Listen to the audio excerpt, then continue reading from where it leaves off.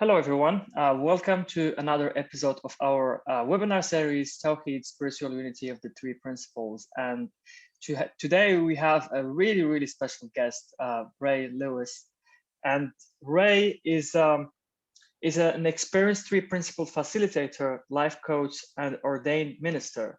And he's a focused community organizer with experience in providing spiritual leadership and promoting well-being in churches, families, schools, and prison populations. And wow, that's fascinating, Ray. I'm so happy to have you here. The topic today is the power of faith. And what a topic, actually. When I think of faith, so the first thing that comes to mind when I think of faith is, jumping off a cliff and having this, infinite intelligence taking care of me all the way down. And it's also believing in what we don't really see. And the spirit, something that we only feel, because that's actually what guides us. When we have faith, we have hope, and we open the window a crack to let the wind comes in if it's hot inside, for example. Faith, it's just beautiful to have faith in this infinite intelligence and knowing that it's going to take care of you and guide you. And that's what it is for me. So I'll give it over to Harry, and then we give it over to Ray. Okay, thanks, Omar. Just to give you a feeling for Ray, I've known him for quite a while. We didn't have a lot of contact, but we kept bumping into each other. And one of the things that we look for on this show is, are people growing? In other words, are they not just talking about the same thing they were talking about before? And Ray and I both have experienced by choosing the path that worked for us and allowed that's Sid's message. Don't follow 3P. Find what works and is the expression of yourself. And what I saw with Ray each time I saw him was the smile got bigger. By that I mean more genuine. Of course he smiled before, but the depth of the feeling of it, the naturalness of it grew and grew.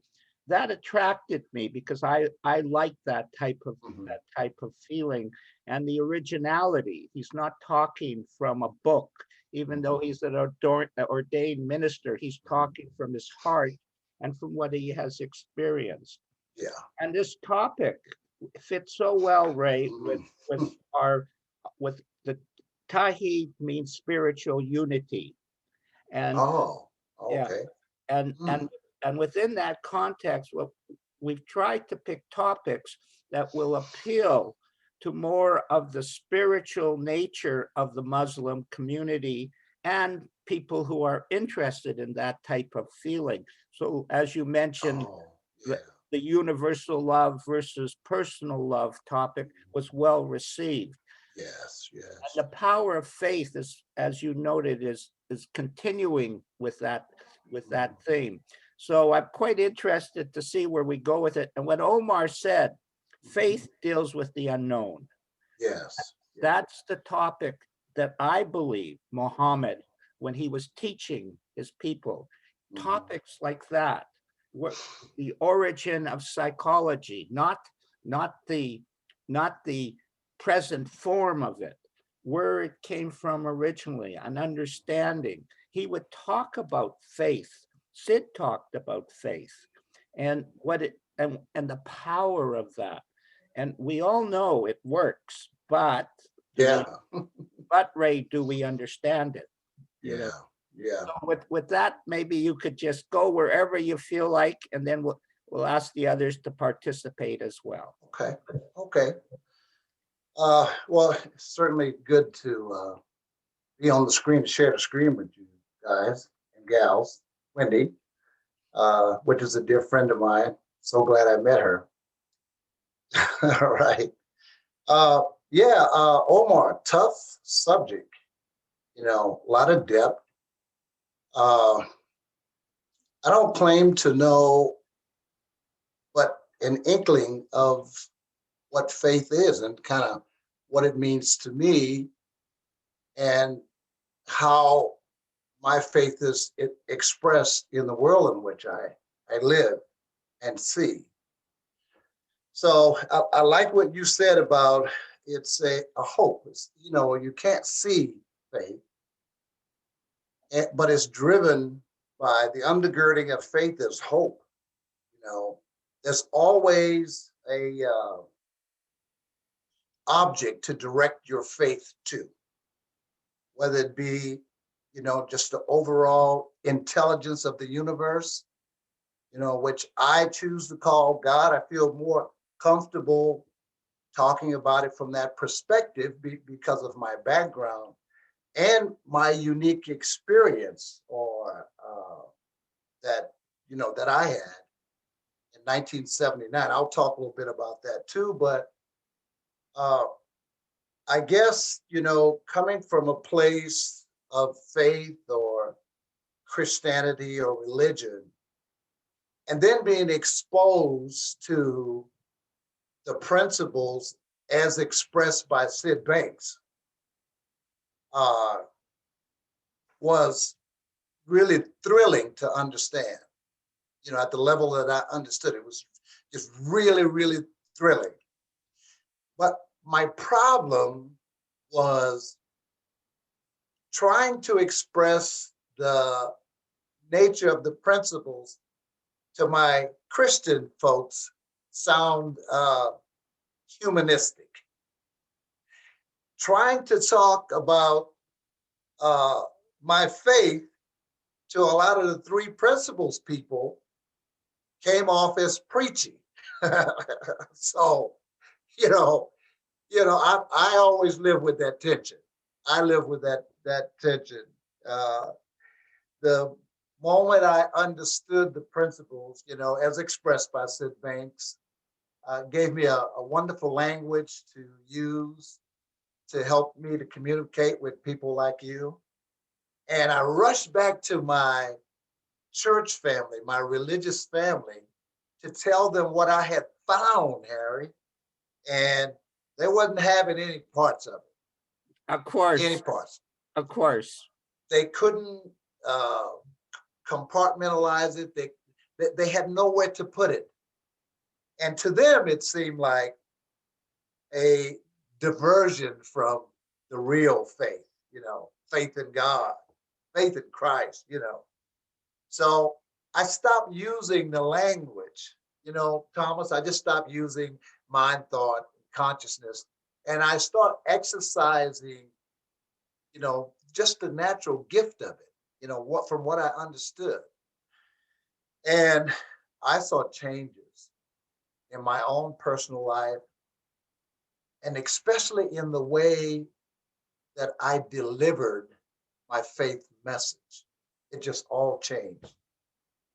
And for the first time, I wasn't so hung up on me being the teacher and others being the pupil. That just diminished. I was like, we're all in this together. I got just as much to learn from you as I have to teach or to share. So I became open to hearing from other people. I learned how to pause. I learned how to divert from my notes and just let people express, themselves. And what a power! What a power! So instead of a teacher or someone that was in charge of giving a message, I became like a traffic cop. So, whenever truth was shared, I'd point to it and celebrated the person who shared it and, just give it to the group. And it was really a life-changing experience for me, and that was just beautiful. And it came at a time when, I'd had my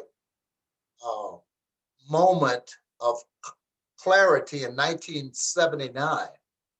I had a epiphany, 1979, about the nature of God and the oneness of God and the true oneness of creation.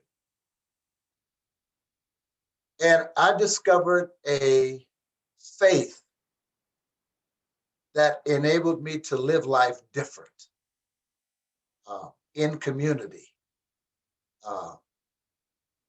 And it just shattered everything I understood about life and growing up in the deep South, during separate but equal, blatant racism.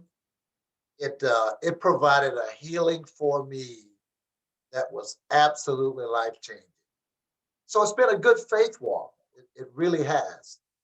And now I'm just trying to learn how these things work together, to see the principles in, every place I look. And what is the best way, to communicate something that's formless and uncommunicatable? That's the tough one. So that's kind of where I am.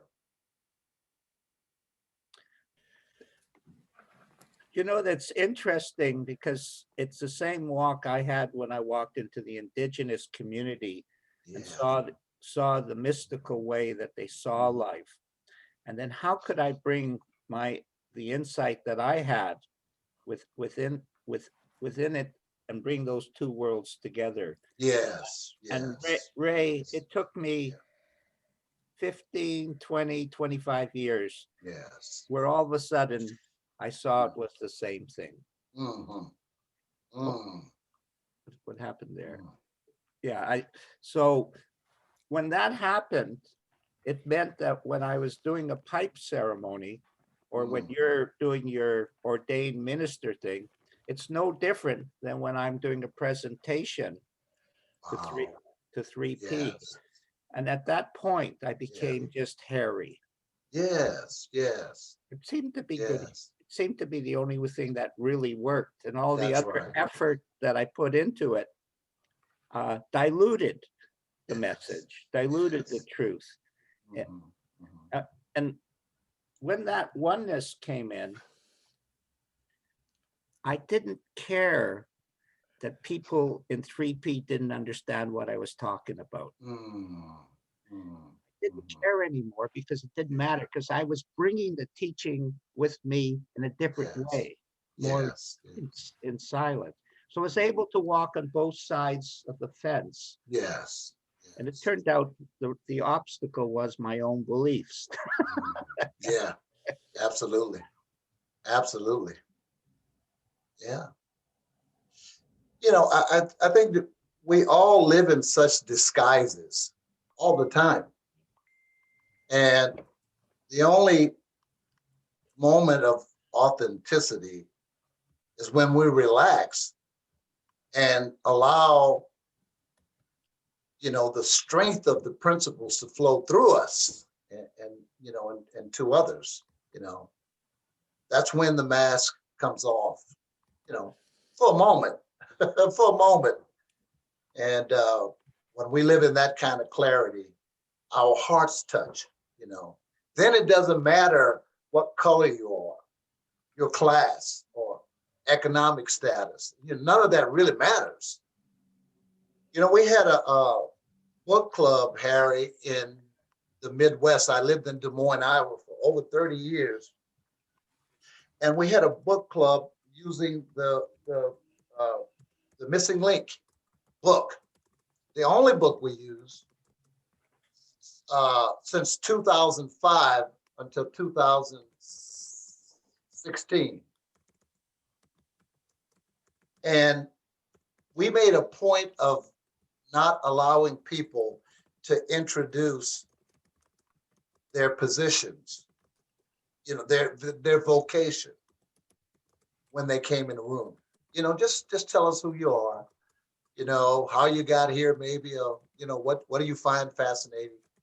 And we just had everybody to hang your titles on the coat rack, because we had people from every genre of life at that table.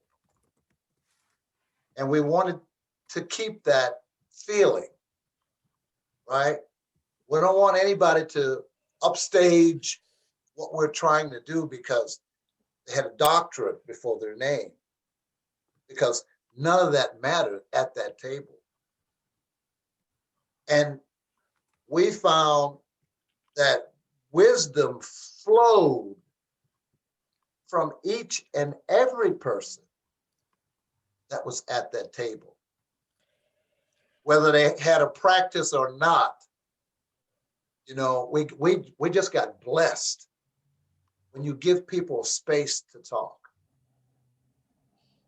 You know, I remember there were two mothers sitting around the table, and one mom had a teenage son that she was really, really concerned about. She had a couple of daughters and that one son, and she was a single mom, and she was just so concerned that she couldn't give him what he needed, you know, like from a male perspective. And you know, he was a typical teenager, but she was so concerned that he wouldn't walk off the edge of life, you know, and get destroyed. So she would make a point of telling him everything she knew about, you know, how to live right and what he should and shouldn't do. And that was really frustrating for her, really frustrating. And there was a guy at the table that said, he said,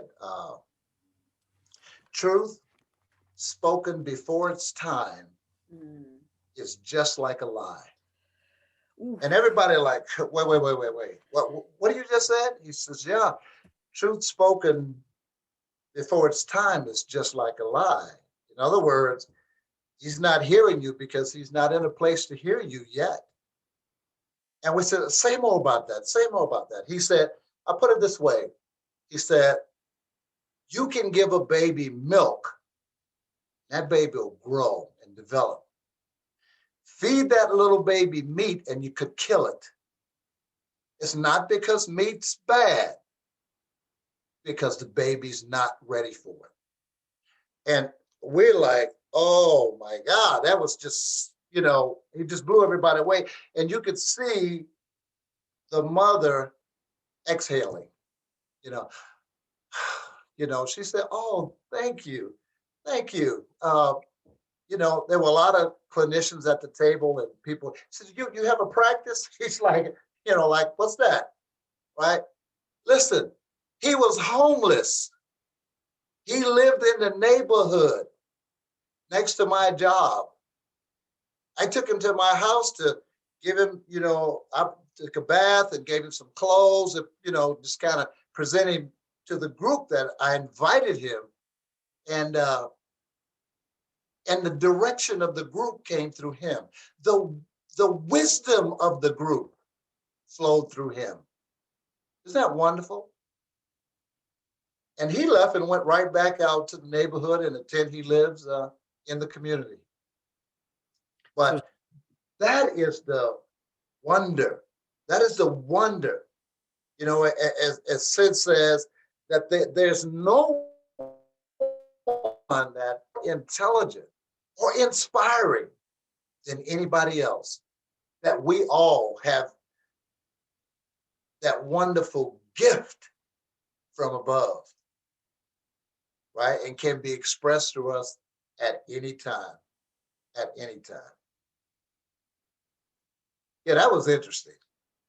Is that your definition of faith then? I think it, you know, Harry, I think it's certainly a first cousin of faith, because from the same place that comes wisdom, you know, we arrive with faith from that wisdom, from the wisdom of the one who gives it, or that, you know, intelligence that comes to us and flows through us, right? That very inspiration is what touched that mom.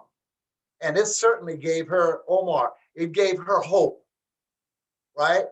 She was at that moment hopeful, even though her son had not changed at all to that point, to her liking, but it gave her hope. So yes, I think that, hope and love and wisdom, they're all very close relatives, very close.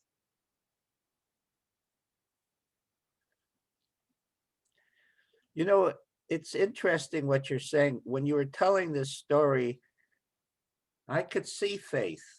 Like, faith is real.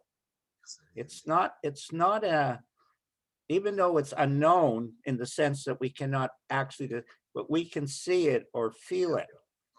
And you could feel the faith of that woman seeing not only hope, which Sid described as the beginning of faith. Okay. That's how he connected the two, hope, faith. And you could feel when people see that alive spirit feeling within. Faith is a fact, not not actually an opinion or a neat idea or something, right. or a technique that you do so that you're close to God type of thing. It's so I think that story is the definition of faith. It describes the power. Because one of the things that amazes me, Ray, is that we have unlimited potential beyond our imagination. Yeah. And only faith can take you there. That's right. Yeah, that's right. And what stops you from going there is that. Yeah. That's true. Because That's true. everybody I talk to, it's just they want to talk about that. Yeah. And it seems like the moment they stop dying. Yeah. Because the is what we can see. It's what we can relate to. And it is the direct opposite of faith. Right? I may not be able to express, exactly what faith is, but I know what it isn't. Faith is not sight. So we walk by faith and not by sight. So, people can easily get it twisted, right? I'll be okay if I got this and that, if I got the car, the house, I got the job, I got this, all these things that we can touch, that we can feel, that we can point on the wall and look at my degrees, I got all this stuff that describes or informs who I am. And none of that informs who you are. None of it is who you are. That's some things that you've done, that's some stuff you've accumulated, but it has nothing to do with who you are. And so once we learn to push past what we see, there is a whole playground out there. There's a whole new horizon out there. There's a whole upper level of consciousness waiting for us, with all the answers that we need to every question that we have. Who said that we can't solve a problem at the level in which the problem Einstein. was created? Who's that? Einstein. Einstein. Okay. Yeah. Okay. That's pretty cool. When I heard that we can't solve the problems at the level in which the problems, were created, and you can't for a couple reasons, because you're on the same level, you can't see any further than the problem, And also that thinking is what created the problem. And thinking can solve the problem if it is viewed from another perspective. Now, if you can get above the problem and then see it from a new perspective, you may not have to even change what you thought was a problem. You know, you might have some insight about that. No, it's not really a problem. It just do this and do that, and wow. But once our consciousness rise, when our consciousness rise, then we are transported to just another place where fear and anxiety doesn't live. And apart from that, apart from my own ego and my own limitations, I can see myself as being pretty special, in that good lighting, And I can see you as being really special in that good lighting. It just gives me such a beautiful perception of people. People are absolutely beautiful to me. I guess that's one reason why I can kick up a conversation anywhere with anybody. And, I'm a, pretty large African-American man that would be intimidating to some people. But there's something about the understanding that I have in my heart that puts people at ease when I approach them. And I think one of the things is that, and I know it's a gift, but one of the things is that I really value people. And their stories are all flat out interesting to me. Their journey, their stories, where they've been, what they've done, what have they seen, what have they learned. That's all special to me. And somehow, people get that. They get that. But yeah, that's our own personal thinking just gets in the way all the time, just all the time. Yeah. You were talking about Oh, you have something to say, Omar? Go ahead. I just want to say something that occurred to me when Mr. Ray was talking about Einstein's quote about you can't solve a problem on the same level it was created in. And that's exactly, what is required for the problem to be solved. It's to have faith. Yes. And that's exactly, what happens when you have faith that, that get the problem solved. Yeah. To know that there is something beyond us that takes care of us. Yeah. And that provides for us. Yeah. And that's feed us and that we have this illimited potential of generating new thoughts to solve that problem. That's faith. Faith. Yeah. And something also occurred to me, like when Sydney Banks because he as far as I know, he wasn't a religious person. So when he had this insight, he said that he saw, and especially when he had this 3 days when he couldn't sleep, he said that he saw God. He met God. Mm-hmm. Mm-hmm. And this is the journey for Sydney Banks, where he started having faith for me. Mm-hmm. And that's what made him a pioneer. And the ripple effect of one insight. Yeah, made a huge impact in the whole world and the whole world of well-being, psychology, and spirituality. Yeah, so having faith is incredible. You make people see something about themselves they don't see. And I think the most impactful people and practitioner and coaches is people who have faith. Mm-hmm. You know, they make people see, as you said, you make people feel at ease when you talk to them. You have faith. You see something in them that is not broken, that is perfectly made, that there are nothing lacking, and that is only this the misuse of thought that's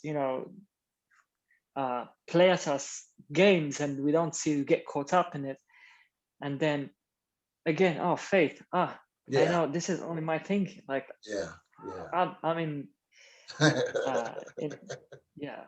I'm in God's word, like I'm fine. Right. Right. Right. Yeah, so cool. That's so cool. Maybe we could ask a few other people how they see faith, just to, so come on, Joe or Thomas, you two like to talk. Okay, I'll go.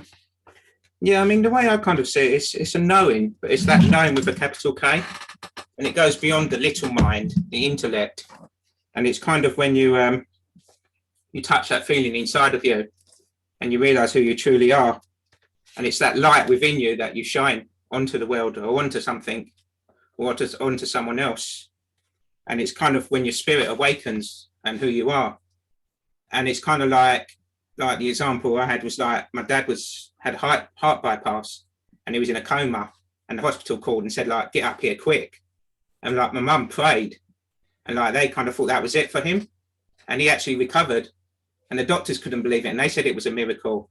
And it's just that knowing, isn't it? It's just that purity of who we truly are, and we all have faith within us, and when our kind of mind goes to sleep, that's when we connect with it, and then it kind of shines, and then we shine, and it can heal anything, and it can heal each other, and then we connect to each other's faith then. That's true, Joe. The power of faith is you automatically will connect to other people. That is, you have no choice. It's one of the most beautiful things. Spirit is not just in me. Right. Yeah. In fact, one might call that ego. Yeah, right. But it's not a belief either, is it? It's like people say, I've got to have faith, or I have faith in this. It's that essence, isn't it? And it's when we kind of surrender to it and kind of let it take over and do God's thing, or kind of surrender to God. And allow your own natural abilities to express it in its own unique way. That's what Einstein did. The power of Einstein wasn't that he was intelligent. It was he expressed the spirit in a very intelligent way. And he had thought experiments. That's how he. So what he would do is he had the ability. Now, this is faith. He had the ability to have faith in himself, to go into the unknown and see what nobody else could see, like the theory of relativity, E equals that. It's all a thought experiment to him. He just took a thought but I understand that, Ray, because I was mathematically gifted, and and what that meant, Ray, is numbers are not on paper. They are for most people, but they aren't for me. They flow. They're in the air. And the faith is that you just let the answer come. It's the only way to see numbers. But of course, man has to deal with his limited perception of them. Now, Einstein obviously broke all the rules and boundaries of what man. Right. Yeah, we could easily see that. And so, Joe, when you express your own unique gifts, that's faith, because it can't help but help. Yeah, right. And that's right. It is. It's certainly so attractive, and it attracts like-minded people. But on the contrary, negative thinking attracts as well. And, people can get stuck, at that lower consciousness. And worse than that, it could spread to a whole collective of people. You can get a whole collective of people trapped into negative thinking, right? Like with Hitler and the Holocaust. I mean, this was something that everybody bought into. Yeah, that sounds like a great idea, you know, because we're like super special and we need to preserve that. It can very easily merges its way into a collective, that a group of people can storm the Capitol, right, and take the country back. So yeah. So it's you're right, Joe. It's a wonderful thing. It's a spiritual thing, and it's contagious. Faith is contagious. But that's what we need. But that's why there's a danger of being a follower as well, isn't it? And that's the kind of prime example, really, of what can happen to people when they become a follower and they don't trust their own wisdom.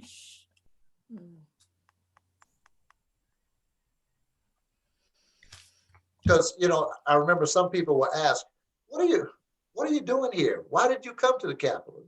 They're like, because he told us to. It's like, wow. Right.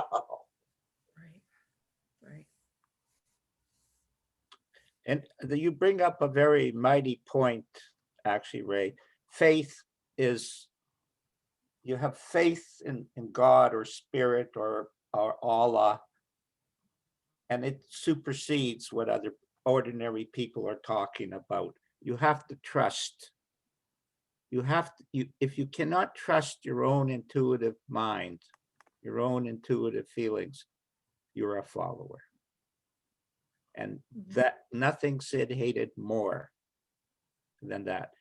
Nothing, I want to emphasize it, held me back more than being a puppet to Sid D. Banks. Nothing. It was the hardest thing to let go of because it was easier to worship the man and his words than faith, the essence of the message. I want to mention, as always, a quote from Rumi, because he seems like he got it. He talks about everything, every subject that we chose to talk about on our shows. He said that once the seed of faith takes root, it cannot be blown away, even by the strongest wind. Now that's a blessing. Wow. Wow. We have loved Rumi. Yeah, I love him too. I enjoy his quotes, deeply. Yeah, deeply. But I forgot to say as well, it's that knowing that we'll be okay, isn't it? That whatever happens, and at our essence, we're always okay. Yes. Yes. How about you, Thomas? How do you see faith?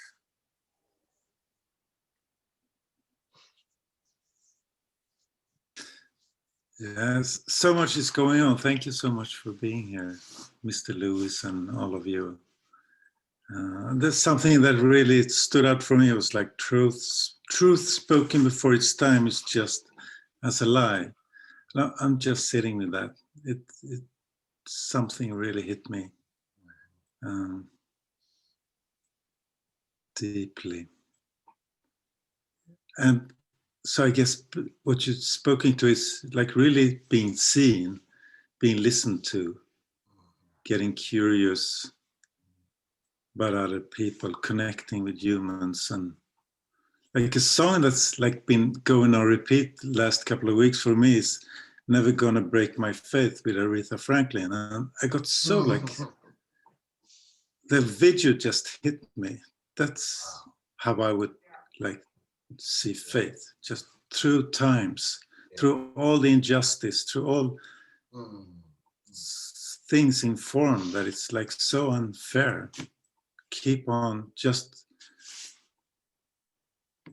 can you please talk to that? How is it even like, I can't even imagine. I don't remember your words exactly, but you made a huge impression on me. Like, had such a, yeah, I just saw you were on this show and with Harry and everything. And like, but I've seen this man before. I know. I saw you with Bill, I think, one cure, Yeah. one Yeah, with cause, Bill one Pettit. cure. He did Yeah. some earlier this Guess year. there was something about the beneficence of life. Yeah, yeah. That Good memory. faith. Yes, yes. Something beyond our imagination just holding us. Yes. One of the things you mentioned, Thomas, that really struck me when you were talking, faith allows us to not stop. Like a lot of people, they go into life and the suffering or the circumstances, and they stop. Like in truth, in 3P, that's the same. The only rule really with 3P is keep going and keep caring. And so when you stop, you've basically given up faith. And the best example of it is Sydney Banks. He was challenged beyond compare to compromise the purity of the principles for the quantity of people. Right. But the purity of the message was the gift, Yes. not the quantity of the people.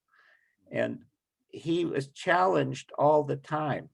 And there was a tremendous amount of bad mouthing about Sydney Banks, even though they don't talk about that, because, you know, because people had personal opinions about, but it all turned out that the purity, that his faith in what he had experienced was a message for all of us about faith.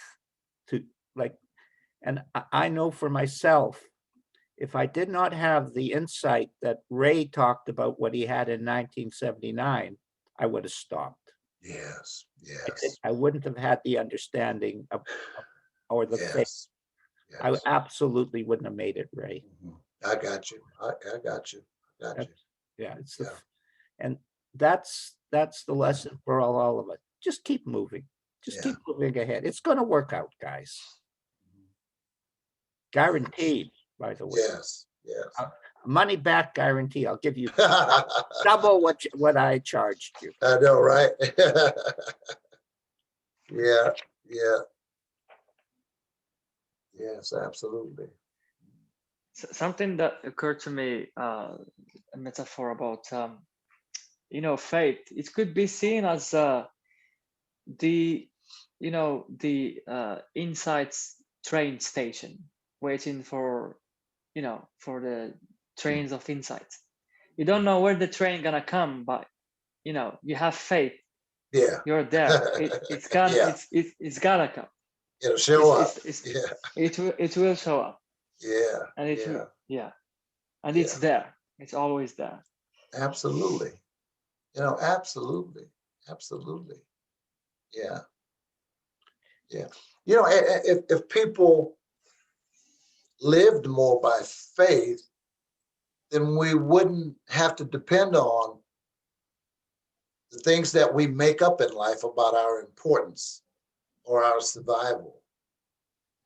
You know, like the whole idea, Thomas, of racism, right? It's all made up. You know, it's just that all the hierarchy, the system is all made up and believed by the collective. I heard at one of the meetings a couple of weeks ago, a lady was talking about her evolution. You know, with all the social change in the world, her evolution, and she happened to be white. She says, you know, for the first time, I saw my sense of privilege. She said, I saw it just as clear as day, right? And then she said, and then I wondered, what would it be like not to live with this privilege? And she says that I just got perplexed. And then the answer came. you'd be like everybody else on the other side of that privilege. And she's like, oh my God. You know, we get slapped in the face with that, right? All this stuff we make up about who we are. And, you know, what rung of the ladder we're standing on. It's just all made up, you know, but it's what a challenge to depart from it and really to seek, you know, real love for your neighbor, you know, real love and compassion for your neighbor. That's it. You know, this whole idea of faith is faith is not something that you just sit back and twiddle your thumbs until all this goodness comes in the world. You know, if you're really open to faith, then you're given some answers that can become solutions in the world you live in the neighborhood you live in the house you live in, on the job that you're on. You know, then you become the answer. Because I think that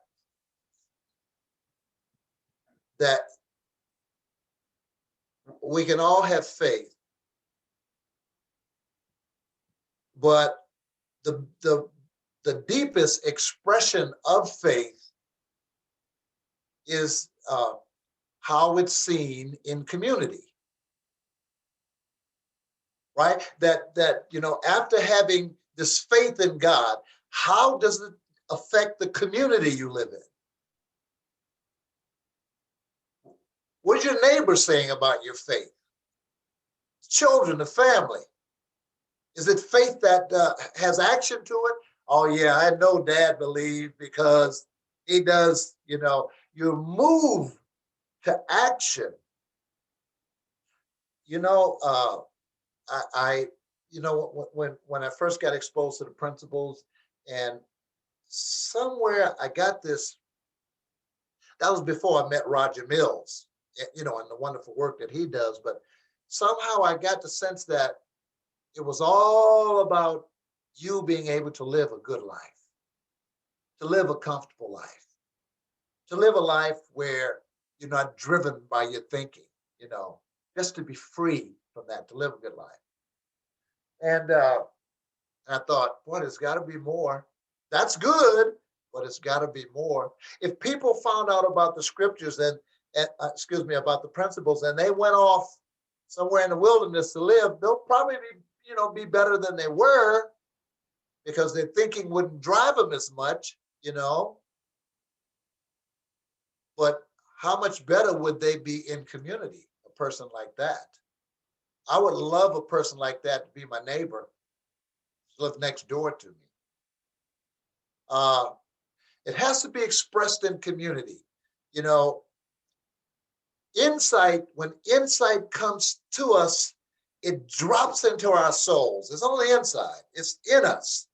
It's very personal. You know it, you feel it, you embrace it. But then it is to be practiced. How is it being practiced in the world that we live? You know, faith is to have it, to enjoy it, and to express it in the world that we live. It's faith in action. And, you know, and that's something that the scriptures talk about. It says in the book of James that don't just be a hearer of the word only, but be a doer. Don't just hear, you know, follow it with some actions. That's what real faith does. Real faith have actions to follow. Mm-hmm. You say, look, if you saw a man that was hungry and destitute, and you had enough where you could give to that man, but if you saw that need, you were able to fill it, and you didn't give to that man, he says, then what does that say about your faith? It's action. Faith is to be demonstrated. It's to be enjoyed personally, but it's to be demonstrated in a practical way. And if more of us were that way, if we thought about it like that, then we could really jump into life and get involved. Now, I'm not talking about doing some superheroic stuff. You don't have to have a picket sign and have a gas mask on and in the police's face and all of that. And I'm not saying that, but if you move to do that, then do it. Protest if you move to do it. But there's a lot of ways in which we can protest. And there's a lot of ways in which we can enrich the world we live in on a daily basis. This is really doable. This faith and wisdom that comes to us and through us is really doable if we just stop and ask, what can I do? What can I do to make life better? We see a lot of people, I don't know about where you live, but on the street corners, there's people at the stop lights and they're like, have signs, we're hungry, unemployed, I'm a vet, or whatever, I need this, that, and the other. And I don't give to all of them, but sometimes I just can't pass by certain people without giving to them. So what we've done is have an envelope with $1 or $2, and we just throw it in the glove compartment. And we put a little message in it. Hey, man, have a wonderful day. We're rooting for you, da-da-da, whatever encouragement you want to put in, just throw it in your glove compartment. And then when that moment arrives, just reach into your glove compartment and here you go. Have a great day. Right? I mean, that's faith in action. That's faith in action. Mm-hmm. And sometimes that's all a soul needs to experience. Just a glimpse of hope. Just a glimpse of hope. Right? And I'm going to quote a scripture just because I live in this world, right? In the book of Job, it says, if you take a tree and you cut it down to the ground, he says, but for a simple scent of water, that root will start growing again. Not when you just pour water on top of it, when it senses that there's water. There's water somewhere. That's hope. That's hope that it'll grow again. If it just senses that, and that's who we are. We're just, like people of faith, that we're sprinkled out in the world, and this world's thirsty, and we have an opportunity to enjoy life and give them a drink too. Isn't that wonderful? You can't beat that. Thomas, Well, you lost your sound, Ray. You're muted. Thomas, you about to say something, and I was carrying on, da da da da da, like Harry said. But you were about to say something. But it was beautiful. Thank you for carrying on. You said so much beautiful things there. So no, I just saw something like faith setting us free, coming with some kind of clarity to really take action, as you were talking to, because we are, I guess, it seems like to me, And the we're taking back some kind of, we see that we can make a difference. Is that we can be responsible? We are responsible. We have the possibility. It's like right within. So yeah, it's very, very inspiring. And Ray, what Black Lives Matter has affected more than Black lives. I cannot begin to tell you how many other cultures or race, including the Muslims, including the indigenous, they're talking about it, that we've been prejudiced against, we've been unnecessarily, and it takes two. It takes the one who's oppressing to raise his level, and the one who's oppressing got to rise above the slavery of the thoughts type of stuff. but it has been Yes. inspirational. Like the indigenous people, Ray, have Yes, been yes, inspired beyond yes. compare by if they see if it can happen to Black Lives That's Matter, right. it can So happen it. to Red Lives That's right. Matter That's right. too, and That's right. Muslim lives matter. Yes, The yes, prejudice against yes. Muslims is just it's I know. disgusting. Yes. I just and Rabbi Shaul, we had him on with Mamoon, and he Mhm. said something that I know you agree with. It really touched me. He says, "With God, you cannot have racial prejudice. Mm. Without God, you'll have racial prejudice." Absolutely. Yeah. That's right. That's So- right. That is so true. That is so true. That man, that is so true. Wow. Wow. Mm-mm-mm. Yeah.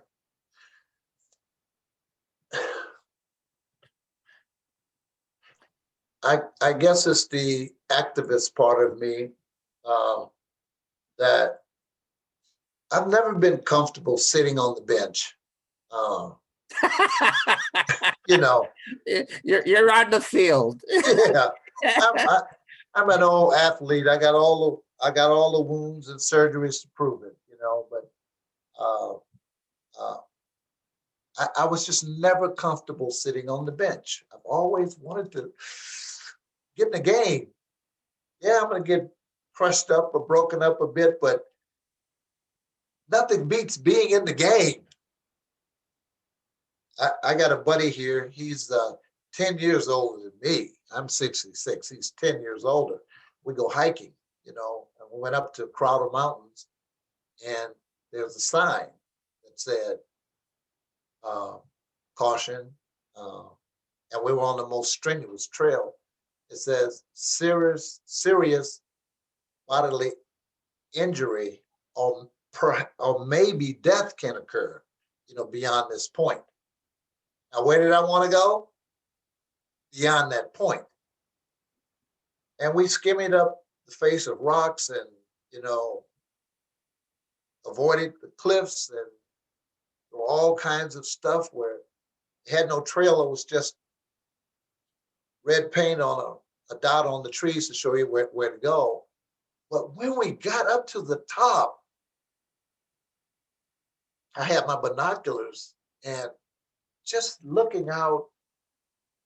I'm in Charlotte, North Carolina. This is 20, 35 miles away, but just looking at the horizon, the mountains, the beautiful homes that were little enclaves out in the woods, seemed like, and the streams, and to see the skyline of Charlotte look that small from where we were. And all the conversations that we struck up with people. I said to Dave, we're going to go up there, but Dave, I'm going to collect stories. Everybody we met, I'm going to ask for a story. And I did it. And oh my goodness, what we learned about people were absolutely fascinating. So was it worth the risk? Yeah, it was really worth the risk. And the joy and the excitement of, accomplishing that, and then seeing the beauty, and then celebrating with other folks who were on that same trail was really, really exciting. And that's what really motivates me to get involved, in community, right? Because that's the best example of how to use your faith. You can be a monk and live out in a monastery for the rest of your life. You'll probably have peace. You probably will. But the best usage of your life will be what Gandhi did. How do I take this wisdom and make it walk in the street and make it, ignite a fire in the average person? And Black Lives Matters and what we're seeing unfold in the news and around the world is coming together in cooperation against all of this injustice. There's a cooperation. It is amazing, right? Look, I've been talking about racial injustice all my life. I grew up in the segregated Deep South. I saw vitriol hatred. Been spit on, couldn't use this bathroom, couldn't drink at that water fountain, couldn't go to that amusement park or that restaurant, sit in the back of the bus, couldn't hail a cab. We had segregated schools, we had old books, we had old sports equipment in this separate but equal crazy Deep South. I've been through all of that. But what joys my heart now is to see you white brothers and sisters, join the fight. That answers so much. I can be silent, right? Because to hear you speak encourages me that there is hope. That when faith comes alive in your life and you jump in the fight like that. Look, man, when George Floyd died, there were more white kids, girls, guys, parents, children at the front line. At the front line, willing to endure whatever because they were outraged at what they saw. And, that encouraged my heart. This is real and people are seeing it and they're responding to it, And it shows the power of coming together and what we can accomplish when we come together, right? When those white people and black people cried because of that verdict, it wasn't because they were sending somebody off to jail. I feel for him. I feel for him and his family. It was because they got a sense of justice, what justice feels like, looks like, sounds like. And that's what the tears were for. That's what the celebration was for, and that's the kind of cooperation, that we need. Like when you guys drink a cup of, y'all like coffee? Some of you do. Yeah, okay. When you drink a cup of coffee, do you realize what it took to get that cup of coffee to your house in your cup? When I was a little boy, they had commercials about Juan Valdez. They show him on the back of a mule, going into the bushes to get coffee beans. You remember that? But there's so many stages that it has to go through. You have to plant it. It takes 3 to 4 years for that little berry to come. You take it and you mill it and you dry it and you do all these things to it. And it takes organizations to come together to ship it, to fly it or whatever. And when it gets to your living room, they say that 600 to 800 million people gain their living by that coffee bean in one way or the other. And 10% of the world population, when you drink that cup, you've partnered with 10% of the world. That's why coffee is so good, because there's so many hands that bring it to you. There's so much, coordination that bring it to you. That's a good cup, man. That's a good cup. When I see what's happening in this Principles community, and they're going to have the other conferences Sunday and Monday, I'm like, what a good cup. For the first time, you're going to see more indigenous people, more African American. You're going to see more people of color on those screens than you have ever seen, ever. Now that's a good cup. That's a good cup. And I'm excited about that. I'm really excited about what we can do, when we put our heads and put our hearts together.